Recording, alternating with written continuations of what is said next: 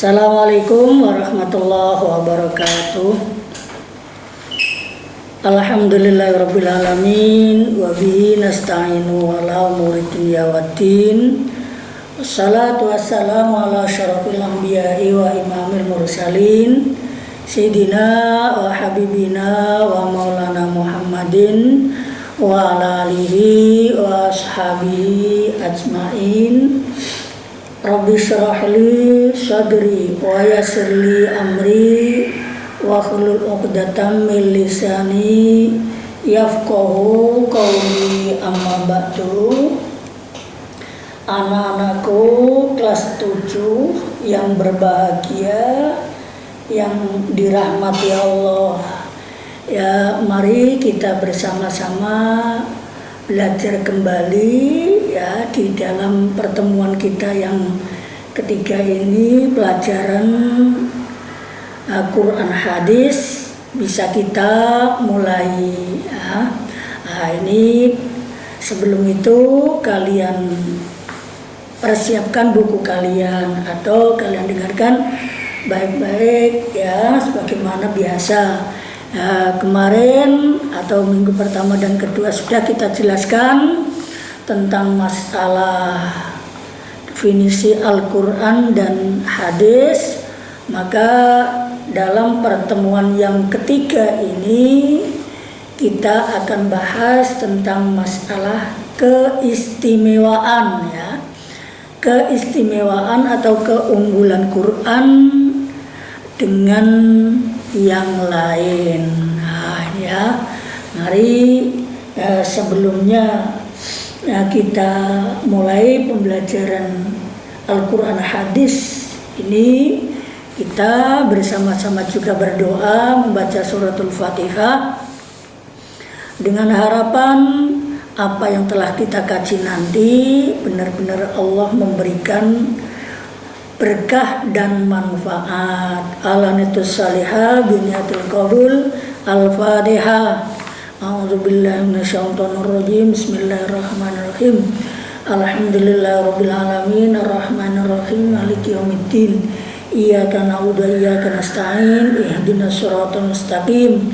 Siratal ladzina an'amta 'alaihim ghairil maghdubi 'alaihim waladdallin. Amin. Anak-anakku yang berbahagia, anak-anakku kelas 7 ya, mari kita mulai ya. Kemarin telah diperjelas bahwa ya, Al-Quran adalah sebagai pedoman hidup umat ya. Al-Quran sebagai pedoman hidup umat, bukan hanya umat Islam, tapi merupakan pedoman bagi seluruh umat yang manapun ya. Bila mana orang itu berpedoman dengan Al-Quran, dia akan hidup dengan tertata dengan baik dan akan mendapatkan suatu kebaikan walaupun non muslim ya. Terlebih orang-orang muslim, karena Quran dan hadis adalah merupakan suatu pedoman yang telah dimiliki oleh orang muslim. Ya tentu saja ya, orang muslim wajib menggunakannya. Nah, Al-Quran di sini memiliki beberapa keistimewaan dan kelebihan loh ya ini. Jadi keistimewaan dan kelebihan bukan merupakan perbedaan, tapi merupakan keistimewaan dan kelebihan dibanding dengan kitab-kitab suci yang lain ya, seperti kitab Taurat, kitab Zabur, kitab Injil, Suhufi Musa, Suhufi Ibrahim. Ini lebih ya, jadi punya kelebihan. Nah, untuk itu di sini akan kita bahas ya. Nah, di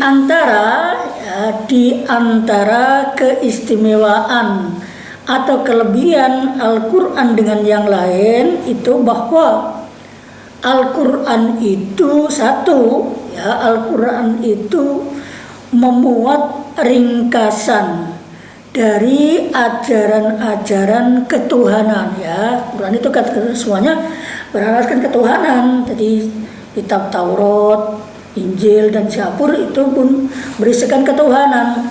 Tapi namun Al-Quran di sini adalah memuat ringkasan dari ajaran-ajaran ketuhanan yang pernah dimuat, ya, yang pernah dimuat dalam kitab suci sebelumnya, ya, sebelumnya kitab Taurat itu, ya. Nah, ini namanya punya kelebihan. Jadi dari kelebihan itulah, ya, dari kelebihan itu Al-Quran memberikan kepada umatnya untuk melakukan suatu hal yang baik, ini akan menjadi orang yang benar-benar baik. Nah, ini lebih itu, ya. Jadi Al-Quran itu memuat ringkasan-ringkasan, ya, muat ringkasan dari kitab-kitab terdahulu. Kitab-kitab terdahulu disempurnakan. Ini istimewanya, ya. Jadi kitab-kitab sebelumnya ini adalah merupakan diringkas oleh Al-Quran. Nah, ini, ya. Nah, Al-Quran juga, ya, Al-Quran juga menguatkan atau mengkokohkan perihal kebenaran yang pernah terkandung dalam kitab-kitab suci terdahulu, ya. Jadi kebenaran-kebenaran yang sudah dienggokke umpamane yang sekarang ini itu akan dikuatkan kebenarannya oleh Al-Quran. Oleh Al-Quran, sebagaimana umpamanya, ya, orang itu berketuhanan dengan Yesus atau Nabi Isa. Nabi Isa dianggap anak Tuhan. Nah, ini merupakan salah dibenarkan oleh Al-Quran, sehingga Al-Quran itu mengatakan wa ma sholabuhu wa ma qataluhu wa ma sholabuhu walakin syubbiha lahum. Jadi Nabi Isa itu tidak disalib oleh mereka, dibunuh oleh mereka, dan juga tidak disalib oleh mereka. Namun yang disalib mereka adalah orang yang diserupakan Nabi Isa. Ini namanya juga menguatkan, ya. Al-Quran menguatkan atau mengatakan kebenaran-kebenaran yang pernah, ya, yang pernah terkandung atau dalam kitab-kitab terdahulu yang berkaitan dengan peribadatan itu. Nah, ini keistimewaan Al-Quran, ya. Nah, jadi Al-Quran ini mempunyai keistimewaan yang luar biasa. Juga di sini bukan hanya peribadatan atau berhubungan yang berkaitan dengan peribadatan, tapi juga masalah kaitannya dengan keimanan, ya, keimanan kepada Rasul, membenarkan adanya balasan pada hari akhir. Ya, banyak sekali orang yang pada saat itu tidak percaya bahwa besok itu ada balasan, ya. Nah, ini akan dibenarkan dalam Al-Quran itu. Nah, inilah. Yang kedua, Al-Quran memuat kalam-kalam Allah yang dijadikan pedoman hidup, ya, hidup manusia sepanjang masa, sehingga Al-Quran itu memang dikehendaki Allah menjadi kekal, ya. Allah menghendakinya Al-Quran menjadi kekal. Jadi Al-Quran itu memuat kalam-kalam Allah. Jadi kalam-kalam Allah itu termuat dalam Al-Quran sehingga menjadi pedoman hidup manusia. Namanya manusia, bukan hanya orang Islam tok, ya. Jadi manusia, seluruh manusia, siapapun yang merasa manusia. Nah, ini bisa berpedoman dengan Al-Quran, sehingga Al-Quran itu, ya, adalah akan, ya, selamanya sampai ila yaumil kiamat, itu dikehendaki Allah menjadi kekal, ya, karena apa? Menjadi pedoman hidup hingga sampai akhir zaman. Nah, ini Al-Quran. Nah, kita juga wajib menjaganya, ya, kita wajib menjaga Al-Quran itu. Nah, dalam arti dikekalkan oleh Allah ini dengan menjaga, ya, lewat Allah memberikan gambaran-gambaran sebagaimana orang banyak hafal Al-Quran, ya. Nah, dengan banyaknya orang yang menghafal Al-Quran diberi kemudahan Allah menghafal Al-Quran. Ini namanya juga Allah bermaksud untuk mengekalkan Al-Quran, ya, ini. Dan yang ketiga, Al-Quran adalah sumber ilmu pengetahuan, ya. Al-Quran itu merupakan sumber ilmu pengetahuan, segala pengetahuan yang terjadi itu adalah bersumber dari Al-Quran. Seumpama saja ya, kita contohkan pada zaman Nabi Sulaiman. Nabi Sulaiman itu pada saat itu kan bersama dengan Ratu Bilqis ya, Ratu Bilqis. Ratu Bilqis itu seorang penyembah matahari, karena perintah itu diberikan oleh burung hudhud. Kemudian bagaimana supaya Bilqis itu menjadi iman, ini diberitahukan. Dengan contoh itu ya, akhirnya pun penuh dialog dengan surat yang telah disampaikan oleh Nabi Sulaiman. Akhirnya pun Ratu Bilqis mau menyatakan dirinya seberapa ya kekuasaan dan kemilikan dari Nabi Sulaiman ini, biar mengetahui. Tapi juga sudah jelas bahwa Bilqis itu mau masuk Islam, dan di situ ya akhirnya Allah ya menampakkan dengan keistimewaannya ya menjadi sumber itu dari arasnya Bilqis. Jadi sebelum Bilqis itu datang kepada Nabi Sulaiman, itu karena Bilqis mempunyai aras, dan aras itu singgasana. Kalau sekarang ya, aras itu tempat khusus bagi Bilqis. Setelah itu Nabi Sulaiman mengatakan, siapakah yang mampu mendatangkan arasnya Bilqis? Ya, arasnya Bilqis. Kemudian ada ifrit, namanya jin ifrit, itu mengatakan ana atika ya, ana atika qabla antaku maqami, aku mampu mendatangkan arasnya Bilqis sebelum engkau berdiri dari tempat dudukmu Sulaiman ya. Tapi orang yang lebih pintar lagi itu namanya Asif, yang berada di dekat Nabi Sulaiman, itu mengatakan bahwa ana atika qabla ayyartad datarfuk ya, aku mampu mendatangkan arasnya Bilqis sebelum engkau berkedip ya. Ternyata sebelum berkedip arasnya Bilqis itu sudah datang di situ. Dari pengetahuan itulah ya, dari hal itu akhirnya pun tercipta berbagai alat-alat komunikasi sebagaimana seperti TV ya.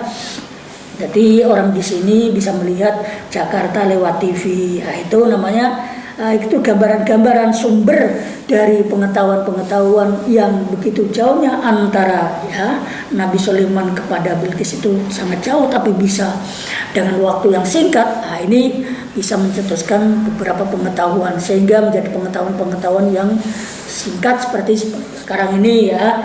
Seperti listrik itu coba bayangkan ya, listrik itu kalau kita angan-angan dengan tombolnya sekali cetet itu sekali sekali hidup, sekali cetet sekali mati, itu betapa cepatnya. Itu adalah pengetahuan-pengetahuan yang bersumber dari Al-Quran, dari kilasan-kilasan atau suratan dari pengetahuan dari terjemahan dari Al-Quran itu, sehingga seluruh fenomena yang terjadi di alam semesta ini yang merupakan ciptaan Allah ya,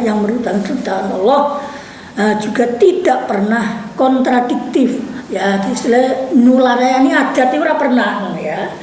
Jadi yang terjadi ini dengan apa yang telah diciptakan, orang tahu sering metu kulon, saya ini urung tahu. Jadi bintang rembulan metu anu iku ora tahu ya. Apapun yang terjadi, apapun yang telah diciptakan Allah itu selalu dalam kondisi semula sebagaimana, tidak pernah kontradiktif itu ya. Jadi gak pernah melayani. Jadi seringnya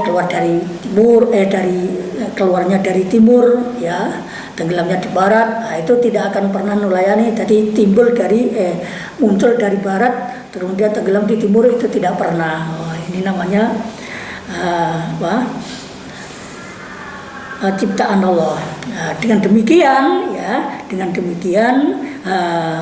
dari sudut pandang itulah ya, maka kita bisa menyaksikan betapa banyaknya ya kebenaran-kebenaran yang ditemukan oleh ilmu pengetahuan modern ternyata sesuai dan cocok dengan kandungan Al-Quran ya. Dalam Al-Quran itu banyak sekali seperti kata Nabi Isra ya, Isra Mi'raj, melihat demikian itu akhirnya timbullah sebuah TV. Karena apa? Kanjeng Nabi itu kan berangkat Mi'raj itu kan malam hari, Isra dan Mi'raj kan malam hari. Kenapa bisa dalam Isra dan Mi'raj diperlihatkan berbagai macam aneka ya perlihatan? Nah itu akhirnya pun timbul pengetahuan sebagaimana timbulnya TV itu. Nah ini namanya adalah Al-Quran sebagai sumber pengetahuan. Dan berikutnya yang keempat, Al-Quran diturunkan oleh Allah dengan suatu gaya bahasa yang istimewa. Al-Quran ini bahasanya istimewa luar biasa, ya, mudah dan tidak sukar bagi siapapun untuk memahaminya dan untuk mengamalkan serta disertai keikhlasan. Ya, ini Al-Quran. Jadi Al-Quran itu gaya bahasanya itu sangat istimewa, sehingga orang-orang Arab yang ahli syair itu tidak mampu menandingi, ya, satu pun di antara tidak akan pernah. Sehingga tukang-tukang syair seluruh Arab berkumpul menjadi satu untuk membuat satu tandingan dari Al-Quran itu tidak akan bisa, ya. Maka bahasa Al-Quran sangatlah istimewa dan juga mudah, gitu ya. Mudah dan tidak sukar bagi siapapun untuk memahaminya, sehingga banyak orang-orang ahli tafsir yang bukan dari orang Arab. Karena apa? Bahasanya adalah sangat mudah. Nah, untuk itu inilah diantara keistimewaan dan keunggulan Al-Quran. Beda ya lain daripada seperti kitab Taurat, kitab Zabur, Injil. Nah, itu bahasanya sudah berbeda, sehingga juga tidak banyak orang menghafalkan Injil, menghafalkan Zabur atau Taurat, itu jarang sekali. Nah, ini punyalah kelebihan dan keistimewaan dan kelebihan dibanding dengan kitab suci. Ini diantara ada empat dari titik 4 inilah bisa membedakan ya Al-Quran dengan yang lain, dan itu juga ada yang lain ya. Ini sekian dulu ya. Ini dari hal ini kalian bisa simpulkan, ya, bisa pelajari dengan baik ya. Ini dengarkan baik-baik tentang masalah ini, kelebihan dan keistimewaan Al-Quran dibanding dengan kitab-kitab yang lain. Untuk itu ya kita cukup sekian ya. Adapun kurang dan lebihnya, ada kurang pahamnya, silahkan untuk nanti menjawab saya. Wassalamualaikum warahmatullahi wabarakatuh.